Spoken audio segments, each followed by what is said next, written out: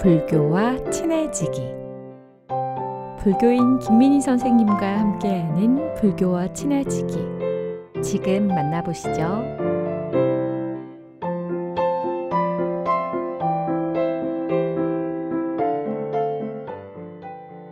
불교와 친해지기. 불교인 여여와 김민희입니다. 새해입니다. 평안하십니까? 불교인 여여와 김민희 인사드립니다.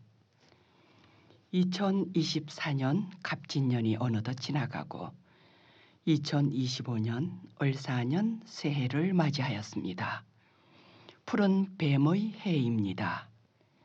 12지 중에서 6번째인 뱀은 지혜와 변화의 상징인 동물로서 깨끗한 곳에서 살고 있다고 알고 있지요. 그리고 이 동물은 어려움 속에서도 꿋꿋하고 야망이 높다고 말합니다만 다른 띠를 맞이할 때보다 뱀의 해라고 하니 뭔가 알 수 없는 느낌이 들기도 하는데요. 뱀띠가 되는 을사년을 얼씨년스럽다고 말하는 경우를 보았습니다. 이와 같이 생각하는 것은 역사적 아픈 기억 때문이죠. 1905년 을사조약이 체결되었던 점과 큰 흉년으로 기근이 든 해가 을사년이었는데요. 국가와 백성에게 고통을 준 해인 것입니다. 국가의 역사적 아픔과 백성이 겪은 힘든 고통이 바로 을사년에 일어났다는 것을 언제나 기억하고 있기 때문입니다. 이런 까닭으로 새해를 맞이하면서 불안한 마음을 갖고 있으면 안 되는 일이잖아요. 국가적 상황에서도 그렇고 개인적인 일에서도 항상 좋은 일만 일어나는 것이 아니라 예측하지 못한 일이 일어나도 우리는 모두 감당하고 또 이겨내고 있지 않습니까? 이러한 사실을 인지하고 있으면 다시 말해서 세상사에 깨어 있다면 당황하거나 곤란스러워하는 일은 없을 겁니다. 불교적 해석으로 어떤 대상이나 예측하지 못한 경계를 마주쳐도 이 경계에 대처하는 지혜의 작용은 무엇보다 탁월할 것입니다. 지혜란 깨어있는 자의 밝은 안목에서 올바른 사유의 결정에서 안정된 길을 걷게 합니다. 이 길은 8가지로 구성된 팔정도를 가리키고 있습니다. 불교 수행적 측면에서 팔정도를 모르거나 이를 수행하지 않으면 안 되는 일입니다. 그 수행 방식으로 8가지의 덕목을 제시해 놓았는데요. 8가지를 다 하라는 것이 아닙니다. 하나만을 수행함으로써 모든 것에 들어갈 수 있기 때문입니다. 부처님의 법을 깨닫는 수행법이 바로 여기에 있기 때문이죠. 자신의 성품과 정진에 어울리는 참선을 하거나 독경을 하거나 진언연부를 하거나 사경을 하면서 바른 정에 들게 됩니다. 번뇌를 떠난 집중력과 밝은 통찰력으로 주변의 일상을 보고 알게 됩니다. 세상의 일을 다 아는 부처님, 세간해이신 부처님입니다. 사람의 삶과 출세간의 수행까지 모두 알아보시고 깨달음의 길을 열어주시는데요. 이러한 밝은 지혜가 바로 부처님의 안목인 불안입니다. 안목의 5단계인 오안이 금강경 중에 있습니다. 그 순서는 불안, 부처님의 안목입니다. 불안에서 법안, 해안, 천안, 육안으로 5가지의 눈을 오안이라고 합니다. 불안, 부처 불, 눈 안. 불안입니다. 불안은 육안에서 천안, 해안, 법안 그 다음에 눈입니다. 육안에서 수행 정진을 통하여 점차로 또는 몰록 정덕되는 안목, 알아차림의 변화인 것입니다.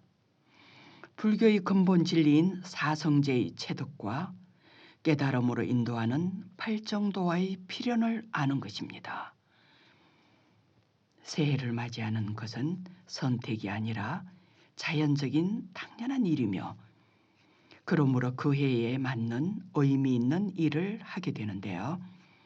일출을 보고 희망을 소원하죠.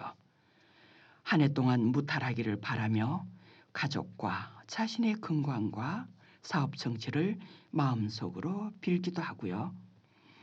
새해 첫날의 일출을 1초라도 먼저 보기 위한 노력도 합니다. 이때의 추위와 배고픔을 내려놓고 간절한 마음이 최고조에 이르렀을 때 만나게 되는 붉은 해는 장관입니다. 자연의 위대함과 그 위력에 저절로 겸손해집니다. 이것은 대자연의 활동에서 보여주는 빛의 작용이 아닌가 합니다. 자연을 변화시키는 본질은 감탄만을 주는 것이 아닙니다. 그 이면에 반대 일을 당하기도 한다는 것이죠. 우리가 예측하지 못한 엄청난 어려움을 당하기도 하는데요. 자연적인 여유에 의한 삼재라는 것이 있습니다. 삼재는 세 가지의 큰 재난을 말합니다. 국가적 입장에서의 삼재는 전쟁, 질병, 기근, 배고픔과 같은 큰 재앙이고요. 전쟁으로 인한 백성의 고통과 파괴적인 것, 질병으로 생명을 보장할 수 없는 것, 기근, 기아의 고통이나 배고픔입니다. 불교적 입장에서 삼재는 화재, 풍재, 수재인데요. 사람의 구성이 지, 수, 화, 풍이라고 하잖아요. 몸에 해당하는 지, 이 땅에 일어나는 물의 재앙과 불의 재앙, 바람의 재앙인데요. 크게는 자연재해가 될 것이며 적게는 사람이 당하는 재앙이 됩니다. 이러한 삼재는 삼전으로 연결되고 있으며 첫 해를 덜삼재라고 하고요. 두 번째 해를 눌삼재, 세 번째를 날삼재라고 합니다. 원래의 삼재 뒤에는 돼지, 토끼, 양띠가 속한다고 합니다. 사찰에서는 이런 삼재를 위한 기도를 하는데요. 삼재 소멸 기도입니다. 자력이나 타력의 기도를 하지만 이러한 기도의 결실은 신구의 삼업을 청정케 하며 탐진치 삼독을 소멸로 이끌고 자연과의 조화로움 수순하면서 유익한 일이 많아지도록 하게 합니다.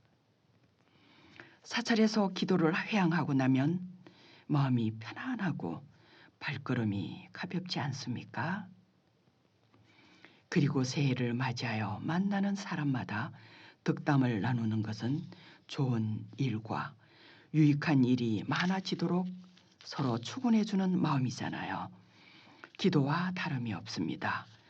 사람과 일이 성취되고 자연적으로 성취되는 부사의한 것까지 염원을 하는 것이죠.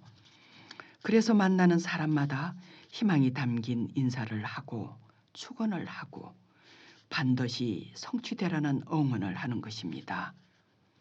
새날에 맞는 오늘도 힘찬 응원가를 많이 불러주세요.